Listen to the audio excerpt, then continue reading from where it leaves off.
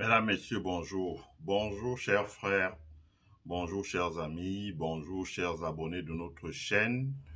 Je suis Élisée Yonta, analyste financier et économiste. Je vous remercie de regarder cette vidéo. Je vous prie d'utiliser votre pouce pour nous mettre un like afin que YouTube la recommande au maximum de personnes, mais également partager la vidéo sur votre page, dans vos groupes Facebook, WhatsApp, Telegram et autres. Et enfin, abonnez-vous si vous ne l'êtes pas encore et invitez vos amis à s'abonner. Je fais une présentation intitulée Loi de finances 2025 au Cameroun, trop d'impôts tue l'impôt. Voilà. La presse camerounaise nous a servi quelques éléments concernant la loi de finances 2025. La loi de finances, c'est comme on dit dans le jargon de l'économie, pour booster l'économie d'un pays. Je dis bien booster l'économie d'un pays. L'État a deux outils. La politique monétaire, qui relève de la Banque centrale, et la politique budgétaire, qui est contenue dans la loi de finances que dicte l'État. Donc, on regarde cette politique budgétaire, je rappelle bien, non pas pour voir comment on va mettre à l'aise les fonctionnaires, les hauts fonctionnaires, les politiciens, mais comment est-ce que l'État fait pour développer l'économie selon une programmation bien définie. À l'époque de feu président Ahidjo, nous avions ce qu'on appelle au Cameroun le plan quinquennal. Voilà, le plan quinquennal. Donc, on allait dans les campagnes, on allait dans les villages, on recensait les projets qui nécessitent d'être faits pour développer l'économie, que ce soit dans le développement de l'agriculture, le développement de la pêche, le développement de l'industrie, le développement de l'artisanat, les infrastructures locales, l'éducation, la construction des écoles primaires, des CETIC, etc., la santé, etc. Donc, les sous-préfets et les préfets se réunissaient pour travailler au niveau de l'arrondissement et des départements. Et puis, il y avait une commission provinciale qui se réunissait autour du gouverneur pour plancher. Et les projets qui étaient arrêtés étaient acheminés à Yaoundé, où quand on élaborait le budget, on prenait en compte la réalisation de ces projets sur un cycle de 5 ans. C'est comme ça que Ahidjo, dans une période de 12 ans, a pu développer l'économie du Camerounais au point où le Cameroun était devenu un pays à revenu intermédiaire devant la Corée du Sud et au même niveau que la Chine, au moment où Ahidjo partait. Ce n'est pas moi qui le dis, c'est Paul Biya qui le dit au moment où il prête serment devant l'Assemblée nationale. Et il dit, le pays se porte bien et je ne trahirai point, je m'engage à continuer. Mais, que constate-t-on aujourd'hui? On constate qu'on a une loi de finances qui ne va sortir, elle n'est pas encore sortie. Comme je l'ai dit, nous allons travailler à expliquer les lois de finances pour montrer, pour que les gens ne disent pas qu'on fait ça pour attaquer le gouvernement. Nous allons travailler en montrant les lois de finances dans les pays voisins, donc la Côte d'Ivoire, le Sénégal, le Burkina, le Mali. Nous allons travailler sur une dizaine de pays africains, l'Angola, etc., le Rwanda, la Tanzanie, pour que vous voyez vous-même la différence de la gouvernance entre ce qui se fait au Cameroun, qui relève, mais vraiment, je ne sais pas les mots, je n'arrive pas à trouver les mots, et ce qui se fait dans les autres pays. Donc, vous verrez ça de manière transparente. La loi de finances au Cameroun, d'abord, la première chose, c'est qu'on consacre une énième hausse du carburant. Le ministre des Finances a fait une sortie en disant qu'il s'agissait de réduire les subventions. Il n'en est rien du tout. L'État du Cameroun n'a jamais subventionné un centime. D'ailleurs, sous la pression des médias internationaux, il a dit que non. En fait, l'État depuis renonçait à collecter certaines taxes. Il n'en est rien du tout. L'État, pour la première fois, a augmenté le carburant en créant en augmentant le niveau de taxes sur le carburant. Donc, l'augmentation du niveau du carburant, qui est un facteur de production. Parce que quand vous avez une palmeraie au village, il n'y a pas d'électricité. Donc, le moteur qui est là, la machine qui est là, fonctionne au diesel. Vous devez acheter le gasoil. Les unités industrielles qui sont situées hors de Douala, dans des zones où il y a très peu d'alimentation en énergie, dans le sud, chez Bia, à l'est, etc. Ces unités industrielles utilisent des groupes électrogènes qui utilisent le carburant. Le transport de marchandises, les camions qui transportent les marchandises pour aller à l'est, au nord, à l'ouest, dans les zones anglophones, même dans les pays voisins comme la RCA, Le carburant, hein, ils doivent faire le plein de carburant. Le carburant est un facteur. Le transport des personnes interurbains, hein, entre Douala et Yaoundé, par bus, c'est un facteur de pollution. Le transport urbain, le ramassage, hein, avec les taxis, etc. Je vous faisais remarquer la dernière fois qu'un ami me disait, tu te rappelles telle distance qu'on empruntait avec le taxi de tel à tel? Oui, avant que tu ne partes, oui. Il dit, on payait 150 francs. Je dis oui. Il dit, aujourd'hui, c'est 500 francs. Et encore 500 francs, il faut attendre. C'est la conséquence de la hausse vertigineuse du coût du carburant. S'il y a le transport aérien, c'est la hausse vertigineuse du coût du carburant. Alors que dans tous les pays du monde, y compris les pays comme le Niger, qu'on qualifiait de pays le plus pauvre d'Afrique, le prix d'un facteur comme le carburant baisse sensiblement. Le carburant au Cameroun est à 1025 francs, alors que le carburant au Niger est à 400 francs. Mais jusque-là, les Camerounais, ça ne les dit rien. Ils ne voient pas de conséquences. C'est grave. C'est grave. La conséquence, ça va être une large sous-utilisation des formations pour le capital fixe. Et ça va être une absence de compétitivité des industries, des petites entreprises camerounaises qui très rapidement, beaucoup vont fermer la porte. C'est ce qui va arriver. Hein? Prenons même les entreprises de téléphonie. Les entreprises de téléphonie installent des pylônes un peu partout pour relayer vos communications. Il faut savoir que ces pylônes-là fonctionnent sur des groupes lacrymogènes, des groupes électrogènes qui sont au diesel, donc qui utilisent le gazoil. À partir du moment où le coût du gazoil va passer de 500 francs à 1000 francs, donc doubler, mais ces entreprises-là vont carrément aussi augmenter peut-être de 10, de 15, voire de 20% le prix des communications. C'est entraîne une baisse sensible du pouvoir d'achat des ménages. Devrais-je le rappeler, pour relancer l'économie, vous le relancez soit en relançant la production, soit en relançant la consommation des produits locaux. Vous créez plus de débouchés pour les entreprises locales et plus elles produisent, plus elles paient des impôts et taxes. C'est de ça qu'il s'agit. Donc, le gouvernement camerounais a également créé plusieurs impôts. Je crois que quand ils auront voté la loi de finances, vous verrez vous-même ce qu'il y a dedans.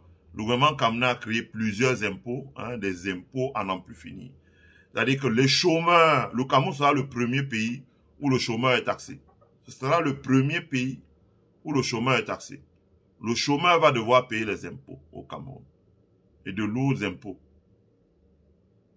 Le chômeur. Dans un pays où 90% de la population n'a pas de travail, mais n'a que on n'appelle même pas ça emploi, une occupation. Ça veut dire que les gens sortent pour faire le call-box en bordure de route. Le gouvernement camerounais dit que si désormais vous voulez avoir droit à la carte d'identité, qui devrait être un droit, vous payez déjà les frais de la carte d'identité, mais vous devez avoir droit à la carte d'identité. Le gouvernement camerounais dit que si vous voulez avoir droit à un passeport, si vous voulez avoir droit à l'acte de naissance pour votre enfant, il faudrait que vous justifiez que vous payez un impôt forfaitaire. Dans un pays où les Camerounais n'arrivent pas à joindre les deux bouts, je vous jure. Les Camerounais n'arrivent pas à se nourrir correctement. Mon téléphone là, il ne sonne plus. Parce que beaucoup de numéros, tu es obligé de les bloquer pour pouvoir dormir en paix. Les Camerounais broient du noir. L'électricité a augmenté, l'eau a augmenté et vous payez des factures d'eau même quand l'eau n'a pas coulé chez vous. Les télécommunications ont augmenté, le ramassage taxi a augmenté, l'État camerounais. Si vous voulez, on va travailler, on a créé un groupe de travail pour ça, pour arriver à réunir tout ce panier de biens et estimer le pouvoir d'achat d'un Camerounais de la classe moyenne et voir combien dans son revenu est utilisé pour consommer, certainement 100%, il n'y a pratiquement pas d'épargne, et combien reste-t-il pour réellement l'acquisition des biens et des services et la part qui vient aux impôts. Vous allez voir que bientôt au Cameroun, 50% du revenu des Camerounais part en impôts et taxes. Ça veut dire que quand vous achetez votre carburant là à 1000 francs, il faut savoir que là-dedans, bientôt 600 francs, c'est les taxes. 600 francs, c'est les taxes. Le prix du carburant au Cameroun va coûter le même prix que ça coûte aux États-Unis. Le carburant en Amérique est maintenant à 2 $. Le carburant au Cameroun est à 1000 francs, donc 2 $. Quelle est la logique là derrière? Il y a un gros problème. C'est une loi de finances qui ne crée pas de croissance économique. La croissance économique dans un pays, vous la créez soit en augmentant les investissements, ça c'est le modèle keynésien, soit en augmentant la consommation des biens produits dans un pays. Quand on veut relancer l'économie, on a vu ça en Chine, on voit ça aux États-Unis, On fait un stimulus. On a vu quand il fallait redémarrer l'économie ici, ce que Joe Biden a fait. Ils ont fait un stimulus, ils ont redistribué des chèques, ils ont donné des food stamps, etc. Beaucoup d'argent chez les ménages américains. Les ménages américains se sont jetés dans les supermarchés. Les supermarchés étaient vides à 9 h du matin. Ils ouvraient à 5 h et à 10 h, il n'y avait plus rien dans les échelles. Dans les shelves, comme on dit, dans les étagères. Il fallait attendre que les magasins soient rapprovisionnés aux alentours de midi, que les gens chargent, pour que les gens viennent acheter encore à 16 h jusqu'à 20 h. Les magasins tournaient 24 sur 24. Parce que si vous donnez cet argent à un bourgeois, ben ce qu'il va faire, c'est d'essayer d'aller investir ça dans quelque chose. Parce que il n'a pas un estomac qui est comme un estomac d'éléphant. Hein? En une journée, il mange une fois et ça suffit.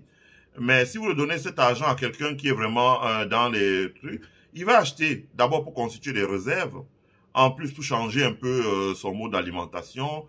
Hein? Et donc les gens achetaient beaucoup de choses. Ils achetaient de l'électroménager, ils achetaient la nourriture, ils achetaient la boisson, ils achetaient les produits, comme on dit, personal care, c'est-à-dire que des produits d'hygiène corporelle, ils achetaient plein de choses.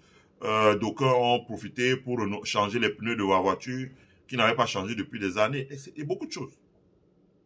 Beaucoup de choses. Et donc, ça a relancé la production. On a vu les usines qui tournaient, faisaient travailler des gens, tournaient 7 jours sur 7 et ne parvenaient même pas à fournir 50%. Donc, ça a relancé l'économie. La conséquence aujourd'hui, c'est ce qu'on voit partout. Tous les États locaux fédérés disent qu'ils ont des budget surplus. Ça veut dire des excédents budgétaires. Ça veut dire qu'il y a un surplus de recettes par rapport à ce qui avait été prévu au démarrage de l'exercice budgétaire. Donc, dans le budget qu'on fait au Cameroun, il n'y a aucune perspective que vous ayez un budget surplus. Hein, que vous ayez un budget surplus. D'abord, ça vous permet de comprendre pourquoi. Parce qu'il n'y aura pas de budget surplus, parce que le gouvernement camerounais crée des impôts tous azimuts, parce qu'on a cessé de le dénoncer. Le gouvernement camerounais a créé un modèle économique qui consiste à faire une économie de prélèvement et d'emprunt, qui s'appuie sur la rente. Ça veut dire que le lendemain, le gouvernement se lève, fait essentiellement la rente. C'est-à-dire que vous voyez quelqu'un vous dit, bon, je fais les affaires, il vous dit, j'ai gagné un marché, le sac de ciment à 16 500, facturé à l'État, et le camion de sable est facturé à 700 000, il vous dit c'est la redistribution. Voilà l'économie qui a été créée. Les constructions des stades à 2000 milliards, lesquels stades ne servent plus à rien aujourd'hui, à 2000 milliards des stades, les constructions des éléphants blancs comme le port de Kribi, qui ne sert à rien, vous ne voyez pas une activité autour, et vous ne verrez rien, je l'ai expliqué sur ma page Facebook, c'est parce que les corridors qui sont en train d'être mis en place et les routes maritimes qui sont en train d'être mises en place, le Cameroun ne fait pas partie, ça va être un désastre. Hein? Suivez les prochaines vidéos que je vais faire sur le corridor de l'Obito et sur les autres corridors que les États-Unis et la Chine rivalisent pour construire en Afrique. Le Cameroun en est écarté. Donc le port de Kribi sera un éléphant blanc. Ce sera un éléphant blanc. Donc, dans un contexte comme celui-là, le gouvernement camerounais a cumulé des dettes. Dettes vis-à-vis de la Chine, bilatérales, surtout la Chine. De grosses dettes vis-à-vis de la Chine. Ils ont cumulé les dettes vis-à-vis des bailleurs de fonds multilatéraux. La Banque mondiale, la Banque africaine de développement, la Banque islamique de développement, etc., etc. Ils ont cumulé les dettes vis-à-vis des banques locales. Ils ont cumulé les dettes vis-à-vis des marchés financiers de la BEAC, de la CEMAC, hein, la bourse des valeurs mobilières de l'Afrique centrale, à Douala. Et ils ne parviennent pas. Moi, je lisais tout à l'heure, Motazé annonce 384 milliards de remboursement de dettes, ou 600 milliards de remboursement de dettes. 384 milliards qu'il va lever sur les marchés financiers, dit-il. On verra bien s'il les lève. Et il parle de 600 milliards de dettes. Mais il ne nous dit pas, dans l'exercice qui s'achève là, combien est-ce qu'il a consacré au remboursement de la dette. C'est des montants, c'est des chiffres fictifs. L'État du Cameroun ne parvient pas à dégager l'argent pour payer ses dettes.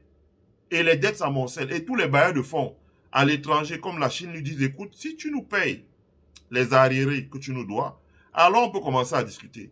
Parce que depuis là, on ne fait que réchelonner. Le gouvernement camerounais ne parvient pas à payer. Le gouvernement camerounais ne parvient pas à rembourser les dettes dans les banques. Hein, je l'ai dit souvent, quand ils disent, oh, le gouvernement a payé 75 milliards, il s'agit des intérêts, il ne s'agit pas du principal. Le gouvernement a demandé pour cet exercice un réchelonnement de la dette sur les marchés financiers. Donc, dans ce contexte-là, il n'y a plus l'argent qui a coulé à flot dans les années 2000. J'ai déjà expliqué plusieurs vidéos sur ma chaîne YouTube, là. Vous pouvez regarder. J'ai déjà expliqué sur notre chaîne YouTube Élisée Onta ou sur notre page Facebook Élisée Onta. J'ai déjà expliqué et beaucoup de comment est-ce que le gouvernement s'y est pris pour que pour que le gouvernement s'y est pris parce qu'à l'époque, il y avait l'argent qui avait coulé. Donc, j'avais expliqué comment Obama avait fait avec les Chinois et l'argent s'est retrouvé massivement en Afrique pour faire les infrastructures parce que même si les Américains souriaient avec les Français, ils pensaient que tout l'argent qui allait en France pour que la France aille l'investir en Afrique venant d'eux était entièrement détourné. Donc, ils ont procédé, ils sont passés par la Chine. Cet argent a coulé, dans notre pays, les gens se sont servis. Ils ont acheté des grosses voitures, ils ont construit des grandes maisons. Vous avez une ville comme Yaoundé où il n'y a pas d'industrie, mais vous voyez les maisons qui sont là-bas. Il faut aller dans une ville comme Marrakech ou Johannesburg pour voir des maisons comme ça. C'est des milliards. Les gens fêtent leurs milliards en exposant 5 voitures de luxe.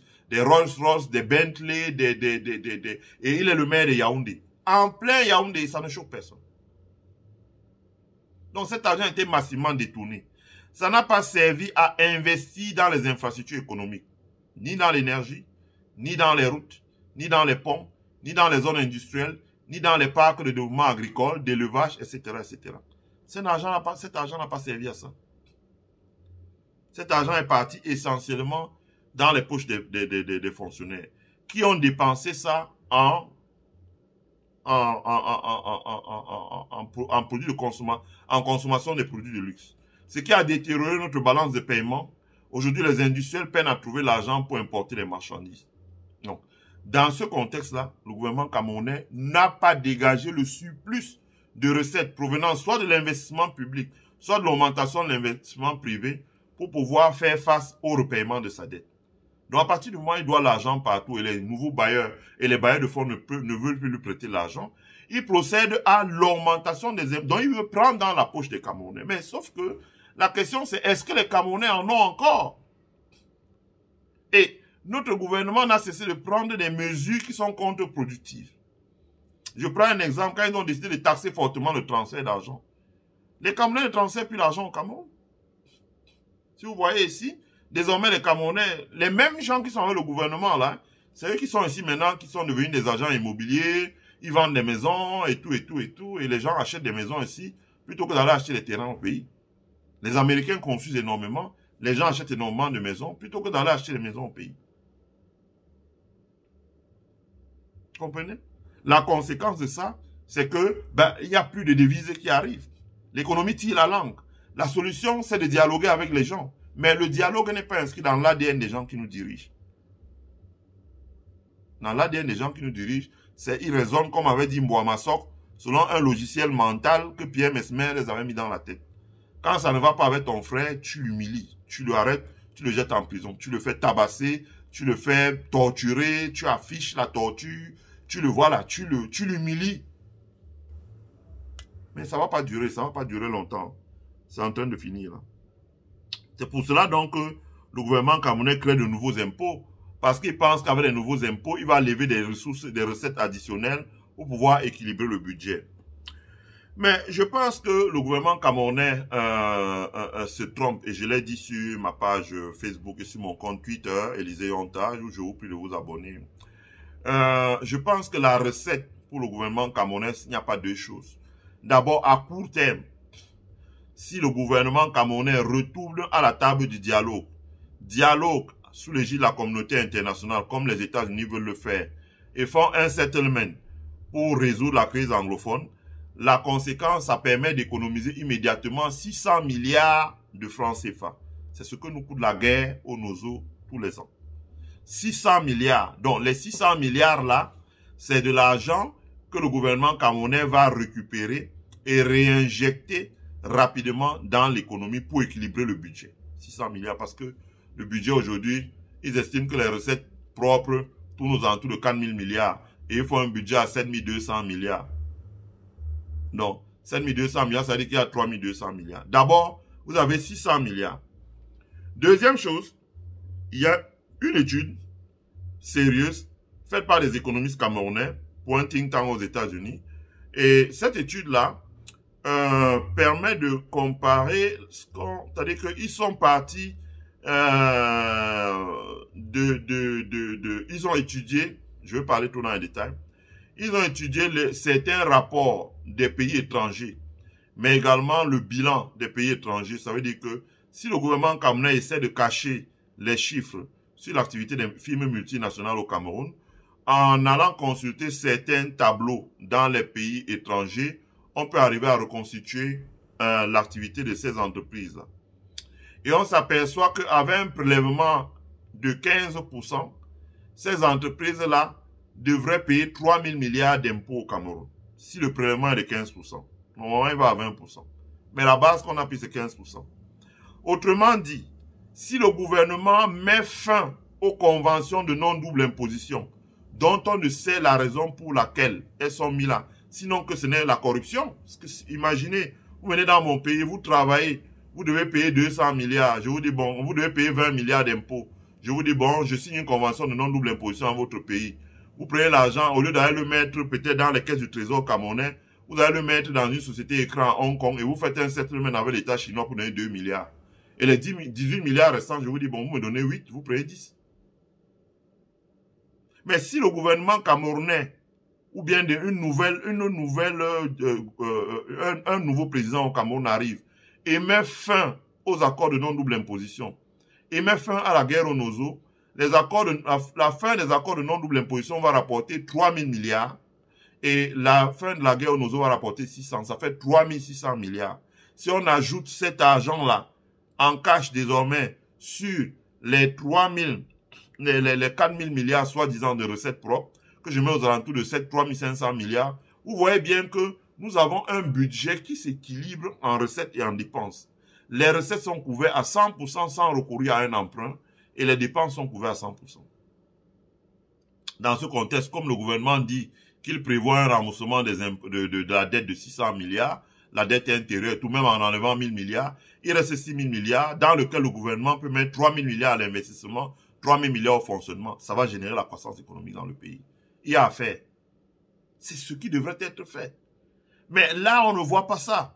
On voit la hausse du prix du carburant, la création des impôts. On dit qu'au désormais au Cameroun, si tu n'as pas payé 36 000 d'impôts, on ne pourra pas te donner la carte d'identité. Laquelle carte tu fais, tu attends 3-4 ans, ça ne sort pas. Tu ne pourras pas avoir de passeport. Tu ne pourras pas avoir d'acte de naissance pour ton enfant. Tu ne pourras pas... Mais c'est un chantage. Tu ne pourras même pas inscrire l'enfant à l'école. Mais c'est grave. C'est grave. Ceux qui dirigent le Cameroun sont devenus fous. Je vous jure, ils sont devenus fous. C'est grave, ils sont devenus fous. Ils sont devenus fous. Je pense que il n'y a pas de solution. Comme j'ai dit, à moyen terme, ce que le gouvernement aurait dû faire, c'est ça. S'ils faisaient un settlement sur la crise anglophone, ils économisent énormément d'argent, 600 milliards. Et s'ils suppriment la convention de non-double imposition, c'est 3 000 milliards qui rentrent dans les caisses. Comment pensez-vous que le Mali, le Burkina, le Niger, là, sans l'argent des bailleurs de fonds internationaux, ont pu faire vivre leur pays de manière décente? Je veux dire, pas... Mais bien. Vous pensez qu'ils ont fait comment? C'est pas compliqué. C'est pas compliqué, mes chers frères. C'est pas compliqué. Ce qu'ils ont fait, c'est qu'ils ont procédé à des coupes budgétaires. Ils ont demandé, ils ont mis fin à la non-double imposition. Ils ont imposé aux entreprises de téléphonie qui avaient été en situation de monopole, réalisent 400 milliards de chiffre d'affaires et 100 milliards devraient collecter et verser au total environ 80 milliards d'impôts à l'État, mais on allait dans les caisses, on trouve qu'ils ont versé 5 milliards et le reste, ils ont envoyé à l'étranger. On a dit, vous payez ça ici. À partir du moment où ils ont payé, les budgets ont commencé à s'équilibrer. Les budgets ont commencé à s'équilibrer. Ils ont pu financer leur guerre. Et ils ont financé leur guerre. Ils ont commencé à financer le renouvellement des infrastructures, la relance de l'agriculture, etc. Et là, maintenant, quand les guichets des bailleurs de fonds internationaux vont être ouverts et qu'ils vont commencer à avoir l'argent, puisqu'ils n'ont pas d'arriérés, ils vont commencer à faire de grandes choses. Construire de très grandes infrastructures économiques. des barrages pour fournir l'énergie électrique, des infrastructures télécoms, des zones industrielles, de subventionnement de l'industrie, etc. L'accélération, l'économie va s'emballer. Nous n'avons pas ça dans notre pays. J'espère que le dit, ça ne devient pas un casus belli, hein, comment on dit. Je pense que le gouvernement camerounais n'a pas le choix. S'il veut avoir une loi de finances qui soit une loi de finances sérieuse, qui permet de générer la croissance économique, il va falloir que le gouvernement actionne au moins deux leviers. La production et la consommation. La production agricole. La production en termes d'élevage. Élevage de poissons, de tout ce que vous voulez. Élevage de la volaille, élevage des bovins, élevage des caprins, élevage des ovins et leur transformation sur le marché local. Ça, c'est incontournable. Il va falloir que le gouvernement camerounais le fasse. C'est la solution, c'est la clé. Faute de lui, de relancer la production agricole. Je ne vois pas comment ils vont s'en sortir. Je sais qu'ils n'aiment pas ça. Parce que dans leur tête, c'est « Oh, on va relancer la production, les Bamileke vont s'enrichir. » C'est comme ça qu'ils raisonnent. Mais ils devraient sortir de cette logique-là. Sinon, ça va les emporter eux-mêmes. Eux-mêmes.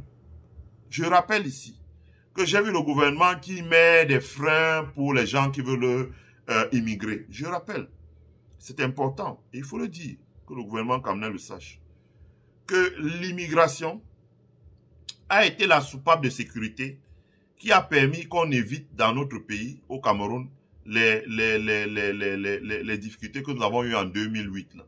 En 2008, où les gens étaient sortis dans la rue. Ce qui s'est passé, c'est que l'immigration a permis à beaucoup de ces enfants de partir. Ceux qui ont traversé par le désert, que ce soit ceux qui ont traversé par la mer, que ce soit ceux qui ont pris l'avion, etc., etc. Quand ils sont partis, ça a fait baisser la soupape. Mais si le gouvernement n'a rien à proposer en termes d'emploi, en termes encourager les jeunes, parce qu'à l'époque, ils avaient mis les 25 000 emplois jeunes, ils ont mis ils avaient appelé ça quoi là, le Piazzi, le Paget, et toutes ces histoires-là. Bon, ça a calmé un peu la jeunesse. Mais s'ils n'ont rien à leur proposer, et qu'à l'inverse, ils leur proposent tout type d'impôts, l'enfant qui se débrouille comme coiffeur pour rentrer avec 2000 francs par jour et sort 25 jours pour avoir 50 000 et vivre misérablement chez ses parents. Si on doit lui demander encore de donner 40 000 à l'État, je vous jure qu'il viendra un moment très rapidement là où un accès de colère va pousser la jeunesse dans la rue. Et si la jeunesse sort aujourd'hui, ce ne sera certainement pas ce qui s'est passé en 2011. Ce sera la fin de ce régime, la chute de ce régime. Ça, c'est important parce que quand ils prennent des mesures comme ça, il faut qu'ils mesurent, j'espère qu'ils mesurent, quand ils prennent des décisions comme ça, ils mesurent les conséquences que ces décisions peuvent avoir. Hein. Comme on dit, le drawback, c'est que le retour que cela peut avoir sur le pays. Parce que rapidement, ça va créer l'inflation. Rapidement, ça va créer la hausse des prix. La hausse des prix des loyers, la hausse des prix des denrées alimentaires, la hausse des prix de transport, etc., etc. Et quand ça va disjoncter sur les têtes des gens, un incident vraiment, les gens vont commencer à prendre la rue pour réclamer autre chose et ça va s'embraser. C'est pas moi qui le dis. Je le dis parce que c'est ce qu'on a vu se passer dans d'autres pays. Donc l'État du Cameroun doit faire très attention. Il faut relancer la production locale, notamment la production agricole. La production industrielle. Je vais en parler dans le prochain direct que je vais faire. La production industrielle, comment d'autres pays ont relancé la production industrielle chez eux, à l'inverse du Cameroun. Le gouvernement camerounais doit également mettre en place, parce que là, ça casse la compétitivité totalement. Ce qu'il lui faut encore faire, c'est la productivité. Mais je ne sais pas si, je ne vois pas ce gouvernement-là en train de le faire. Ce n'est pas dans l'ADN de ceux qui sont aux affaires. Là. La productivité. Il faut amener les industries, l'administration et autres à engranger les gains de productivité. S'ils engrangent des gains de productivité, ça peut générer un supplément de richesse créée. Et là, l'État peut prélever la juste part, sans avoir à matraquer les pauvres gens dans les quartiers. Voilà. Parce qu'à la rue où ça va là, un jour on va taxer les cadavres avant de les mettre à la morgue. C'est très dangereux ce qui est en train de se passer dans notre pays. Hein? Et le gouvernement doit relancer la consommation des ménages sur les produits fabriqués au Cameroun. Mais là encore, c'est difficile parce qu'ils ont signé les APE. Ils ont ouvert le pays. Les produits européens arrivent désormais et les supermarchés sont à tous les carrefours sans payer de droits de douane. Les China Malls se multiplient partout et les produits arrivent d'Asie sans payer de droits de douane. Là-dedans, on dit que la valeur d'ajustement, ça va être le peuple camerounais. Dans les peu de miettes que les Camerounais ont, il va falloir maintenant qu'ils les donnent au gouvernement. Ça ne marchera pas. Ça ne marchera pas. En tout cas, nous, on est assis là. Dès qu'il va se passer quelque chose, nous, on va allumer Facebook, YouTube et on va vous informer. Voilà. Donc, c'est de ça qu'il s'agit.